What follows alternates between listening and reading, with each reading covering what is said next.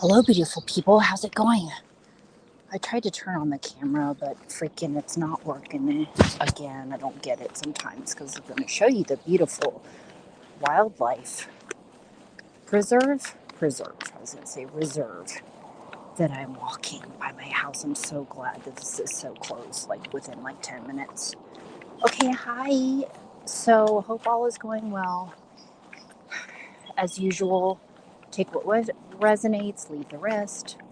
Leave slash shit can. Those of you who who who know I like that saying these days. Okay, I was trying to get clear again as my practice yesterday was talking, and I was like, I'm just rambling. Okay, so to be clear, I do have a little bit of notes. So the bottom line I've been wanting to talk about the past week. So there were two guests. This is in regard to my podcast episodes, and I have not interviewed guests in a really long time. We're being really choosy, plus it just exhausts me, people. I feel spiritually and mentally exhausted again, and different things going on, right? Ups and downs of life, and that's of the past 2 days. So I'm going to record something separately. I was going to recommend to see if any of you would be down with it as far as a way to connect with yourself, ask for answers, things like that, right? Okay, so these two people I was going to consider for a guest. I don't know what I'm going to do with that now.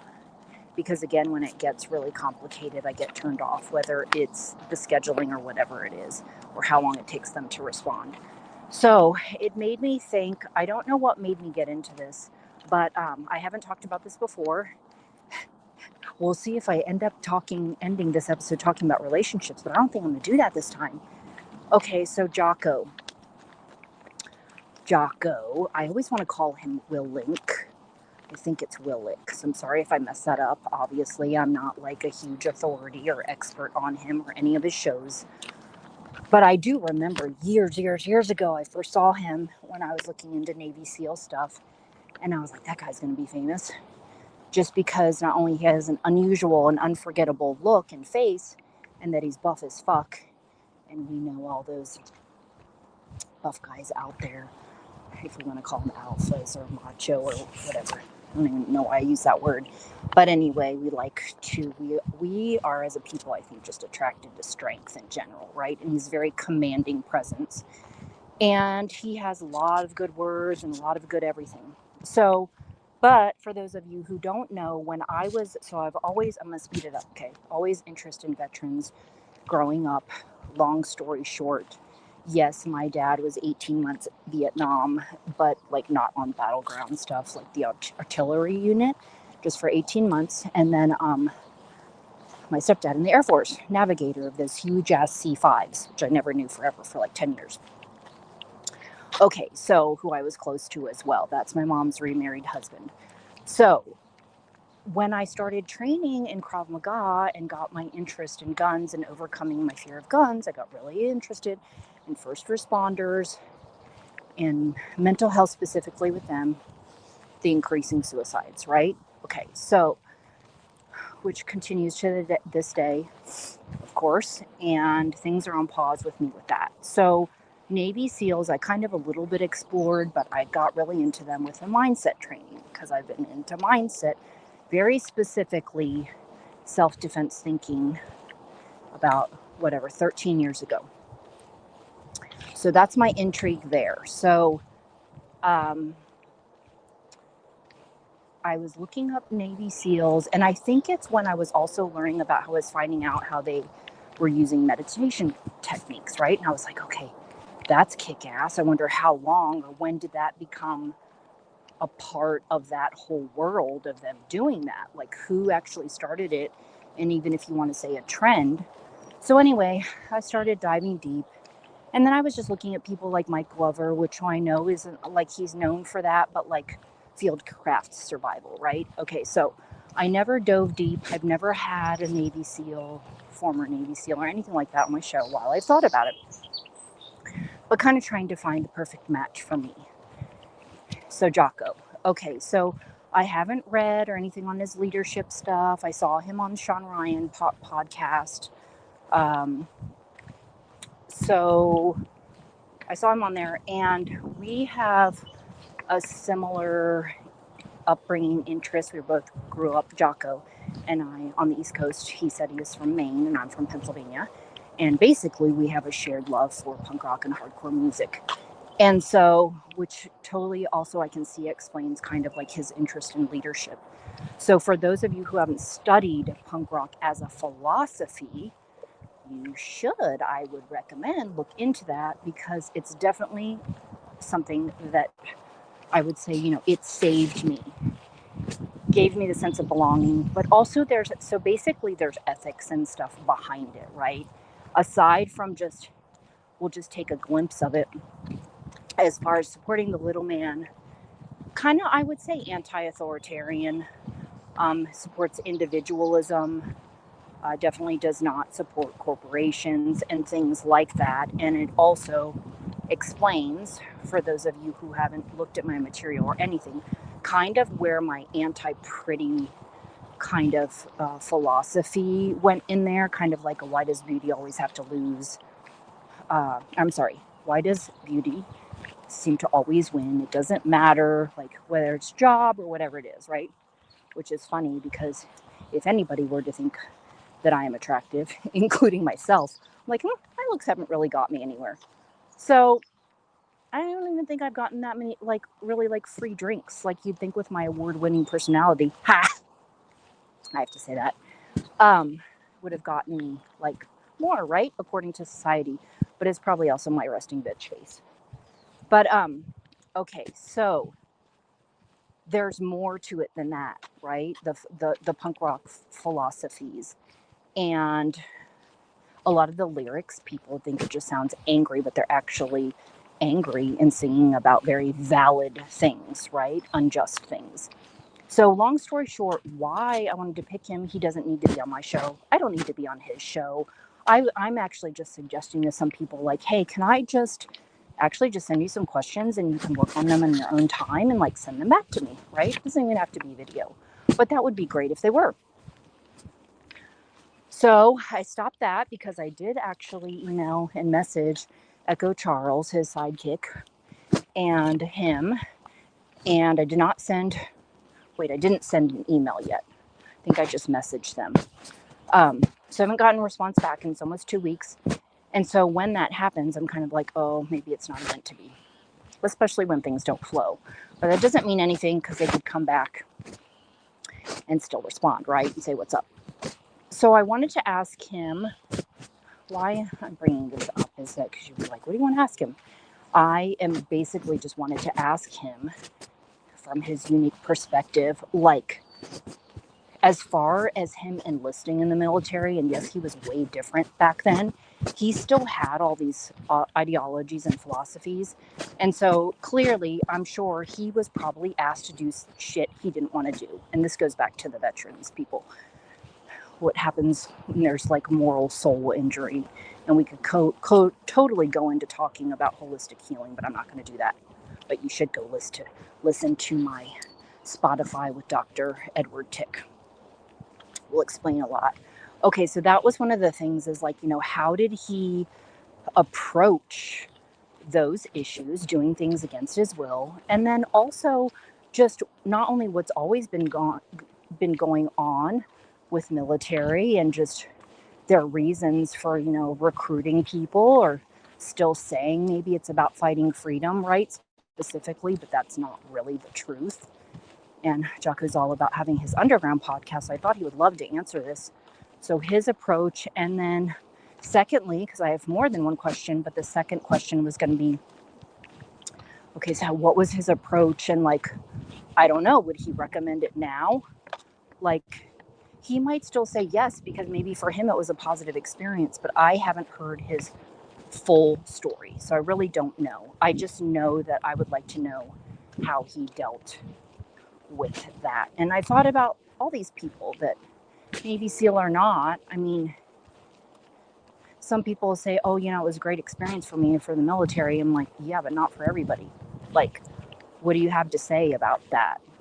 And basically working for somebody, doing that does all of these other things that I consider unjust, or like I said, can cause moral injury. And I'm sure they're not thinking of it like that because it's militant structure, right? And my sister actually just got out of the Army, which she was also recommended military police because she wanted to be a K-9 officer, and now she changed her mind so early and so soon to have disability stuff. But I knew she had some pre-existing. So anyway, she is not going to do that at all. She may just open a dog treat shop. So I've not shared those stories with you too, the young people I'm talking about who have changed their mind even when they've already been in, right? Or they already are in and trying to get out, things they're doing. So, Mr. Jocko, that's what I wanted to talk to him about. And then who was the other person? It was Jocko. I think I started to listen to Mike Glover too, but then I was like, I don't know. He's really hard to kind of get a hold of to all these people that are just super ass busy. That's why I'm trying to like help speed things up and just, could you just answer a couple questions? So I would love for him though, to Jocko to answer those questions. Okay, so this is, oh, I know what it was. Okay, so Michael Glover, Navy SEALs. So I feel like they don't always talk about the low points or like what they do, veterans, first responders, or really powerful, strong people, or even me. Like, I feel like sometimes people could be like, oh, she's positive all the time, and she's this and that, and she seems really happy, or whatever it is they're saying. But, like, I feel like I would come across as like these are tools. My way is a way, it's not the way, right? So I'm like, okay, these people, and maybe Jocko and Mike have talked about it. And I know Mike has some definitely had low points, all that stuff going on with, I think it was his wife at the time. It's gone on maybe a couple years now. So some dramatics and different things going on in his life. I'm sure he had low points. So people, veterans, first responders, or people, talk about their stories of low points, even to the point of gun to the head, right? My client, Nick Rahn, will talk to you about that. And gun to the head and just different things, right? So they empowered themselves out of those situations, right? Whether it was a spiritual connection, God specific, or whatever it was. And so I was like, what do those people do? Like, what did they do? What was the rock bottom? What was the whatever? And what do they do now when those things happen? Okay, I got about another like 5 minutes or less here. And I thought myself, okay, my 20 plus years of being in holistic wellness, my vault of information, and when I was younger, writing was my go-to, so it just evolved into different things. Hopefully with my 1 bar of reception, this is going to go okay. So even me and what I'm going through and the pressures that I put on myself, especially with my mission work, that basically possesses me, is that I feel possessed, people. I think, whatever you want to call that, it's God, universe, or source pushes me. I do know that is a huge part of it that keeps me going. And, of course, my Buddhist ways and stuff, too.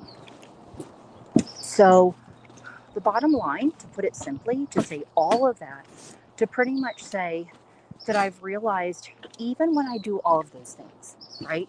Writing,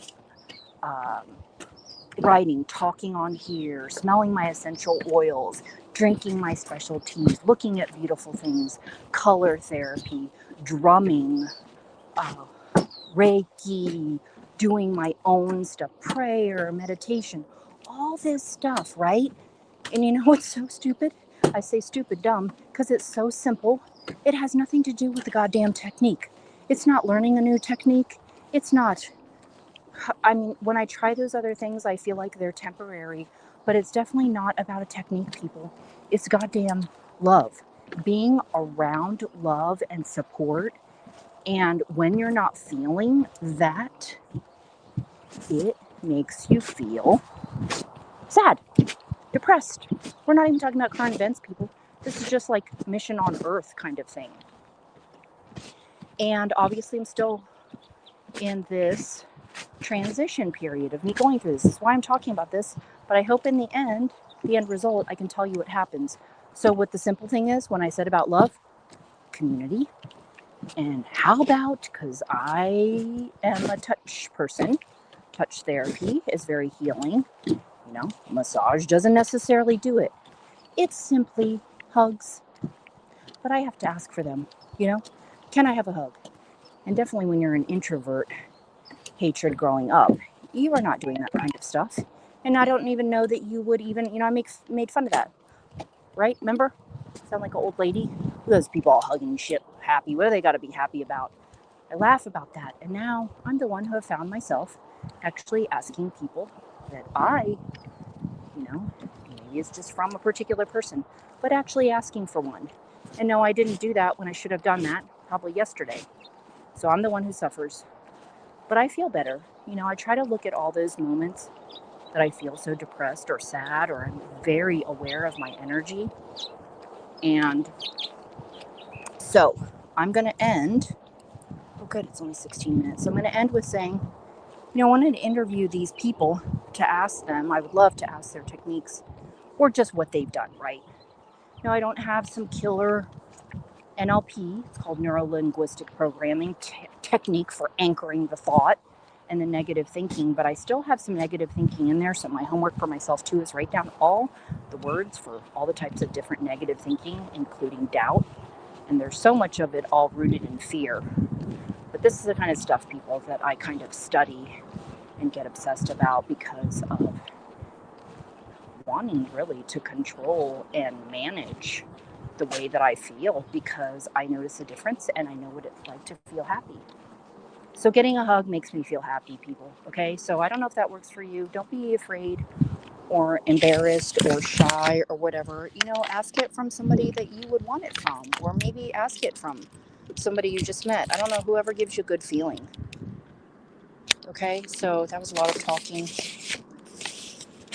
And now I'm going to go continue on my day. And I have to do another yearly sexual harassment training thing, which on the computer, good thing it's only an hour, but that cracks my shit up. Because however they're doing it these days, I'm like, the scenarios are so realistic. It's great. It's kind of entertaining to watch them. So, yeah, that'll be fun. So I'm going to do that and maybe record again and some other things. Okay, so maybe that provided some informative things for you today and maybe some entertainment. I don't know. Listening to me run my mouth to basically bottom line and say that is what I've been thinking about lately is like, hey, I wonder if Jocko would ever be on my show or do something for my show. Or it's not about being somebody famous. It's just more so looking at not even somebody yes, somebody respected, that helps. But more so than anything, I wanted him specifically because of the common bond in the music. I would love to hear his perspective and also share that with others, because he probably doesn't talk about it and he's probably never been asked about that before. So we'll see. Or what kind of, usually I just ask them if there's some sort of waiting list, but yeah, nobody's responding to me. Okay, talk to you soon. Make it a great day, okay? Bye.